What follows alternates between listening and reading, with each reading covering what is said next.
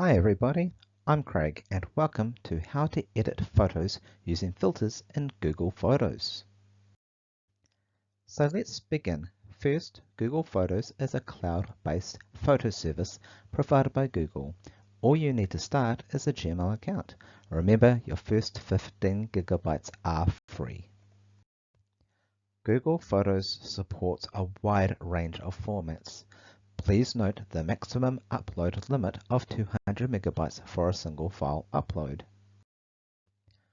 Once you have a Gmail account, access Google Photos by first going to Google and in the top right corner, click on Google Apps.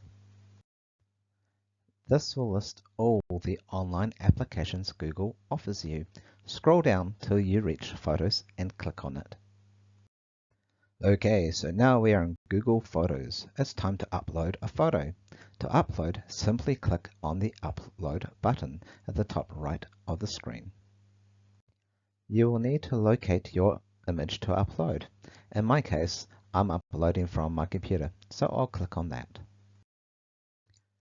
Find your photo and then click on it and select Open. The upload process shouldn't take too long, and Google will let you know when the upload is complete. Once the image is uploaded, click on it to open it. Here's the photo I want to enhance, and boy, does it need some work. It's whitewashed and honestly, just plain boring. Let's see if we can improve it. Do note I'm working with a JPEG, so I won't be able to improve it too much. JPEGs do not contain a lot of digital information within it, and it is this information that is used to enhance an image. The more information within the image, the greater the chances for enhancement. So for better results, it's best to choose a format like RAW. Okay, let's start looking at our menu options. Running along the top are 6 drop-down menus. The first one contains preset suggestions. I'm going to ignore these as I want to customize my image using custom filters. The second menu allows you to change the aspect ratio, rotate the image, or crop your image if you wish to choose to. I'm happy with the image, so I'll leave this as it is. The sky menu is helpful if your image contains, you guessed it, sky, and will allow you to enhance it. Since I have no sky, I'll pass on this. Now this is the exciting part, the place where we can apply our custom filters. But first, let's continue to look at the remaining menu options and we'll come back to this. Here are some more preset filters you can try. Again, I'm going to skip these. Finally, the last menu option allows you to draw over your image. Now the fun part. Back in custom filtered list, let's start making some improvements. Improving images is more of an art than a science, and it's up to you as the artist to decide on what good looks like. It depends on your style, the mood you're wanting to convey, and ultimately the story you want your photo to tell. For me, I want this photo to tell the story of the vibrancy and natural beauty of the scene. Okay, to start with, I'm going to first lower the brightness. It's too bright for me, so I'll slide the bar toward the left to bring the brightness down.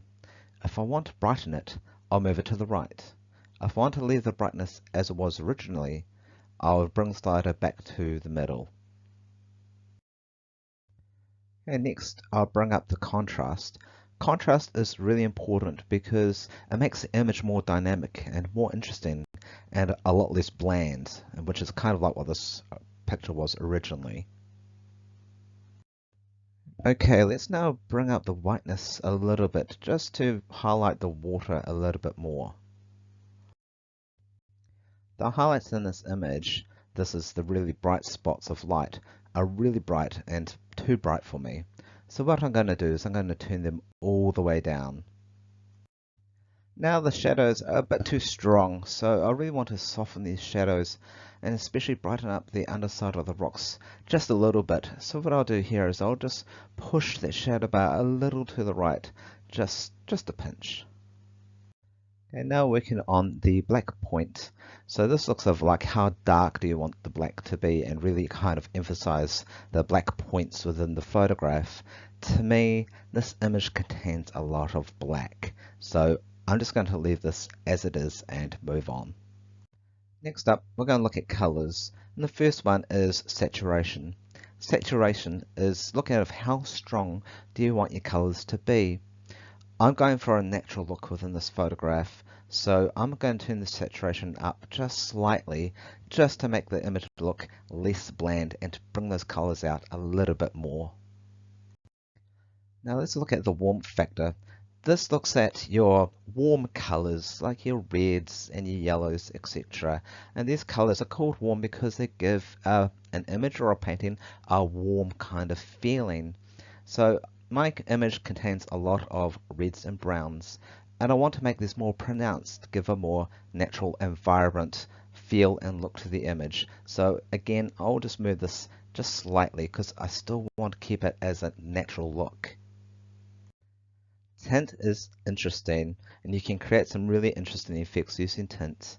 Sliding the tint scale completely to the left will apply a green filter, and sliding it completely to the right will apply a purple filter. My image contains a lot of green, which I want to highlight, so I'll apply a slight green tint to the overall image just to highlight the green scenery. Skin tone allows you to adjust for colors that are associated with skin. Since my image contains no skin colors, I'm just going to leave this and move on to the next one. Blue tone is important if you have sky or large bodies of water reflecting a blue sky. It can create a really rich blue and make the sky and the water really pop out. But since my image contains neither of these things, I'm just going to leave this as it is and move on. Pop is intended to make outlines in your image pop out more by making them bolder. I want a crisp looking image, so I'll just push this a little to the right because I still want the image to look natural. This feature will apply a shadow-like overlay over your image. You can use this to draw a viewer's focus towards the center or create some other effect. I'm going to use it here to darken my corners just a little as they're not interesting. Once done with the initial pass, it pays to review the list and modify any filter again until you get the look that you want. Okay, I'm happy with my filters and my final image. So let's now compare it to the original image by clicking and holding down the cursor anywhere within the image. That's the original. It's very boring and bland. I'm so incredibly pleased with the job that we have done to enhance it. Yes, this image is much, much better than the original. Huge improvement. Once you are happy with your image, you can either save it or click on the ellipsis and select Save As. Selecting Save will overwrite the original image. Selecting Save As will allow you to save this image as a new image and keep the original as is. If you wish to download the image, you can click on the ellipsis and select Download. Thank you for watching my video, and I hope you found it valuable. If you wish to see more of my photos, please follow me on Facebook at Craigo Studio. Once again, thank you so very much for watching.